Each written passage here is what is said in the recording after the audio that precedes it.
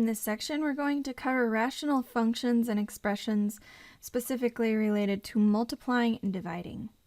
But before we do that, let's look at the vocabulary.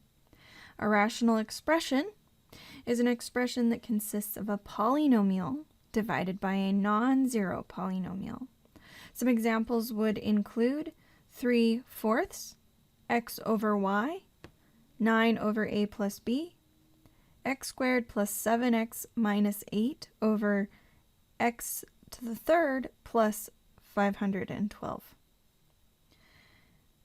The graphs of the rational function f of x equals 1 over x looks like this graph down here.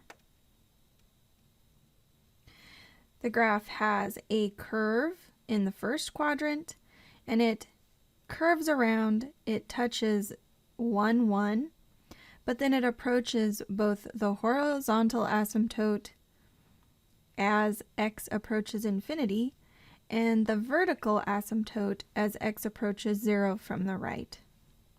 On the left, we have a mirror image of that shape in the third quadrant. Graphs of rational functions may be continuous. There may be a break in the graph, though. The graph of f of x equals 1 over x consists of two unconnected parts with a break at x equals 0.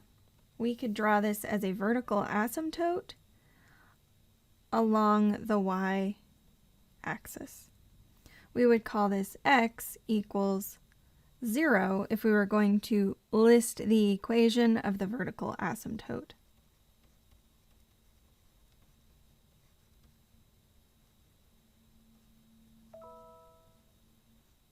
The domain of a rational function may not include all real numbers. As is the case with this graph, there is a value for which the domain does not exist, which is x equals 0. You can find this by setting the denominator equal to 0, which is what we did. With rational expressions and functions, you will likely also see these vertical asymptotes, and it doesn't matter what the transformation looks like, there should at least be one appear in the function. A vertical asymptote of the function f of x equals 1 over x is a vertical line drawn at x equals a, and in this case, a equals 2. For this second graph, we can see here that x equals 2 because the vertical asymptote is now crossing through x equals 2 instead of the y-axis. As x gets closer to or approaches a, the function f of a approaches the asymptote or location of a vertical line where values do not exist. Here's an example that we've talked about already where the graph is 1 over x minus 2. It shows on the right here, and we need to describe the domain of this function. The interval from negative infinity to all the way up to this vertical asymptote, we see that there is a graph, but it cannot include the actual value of 2.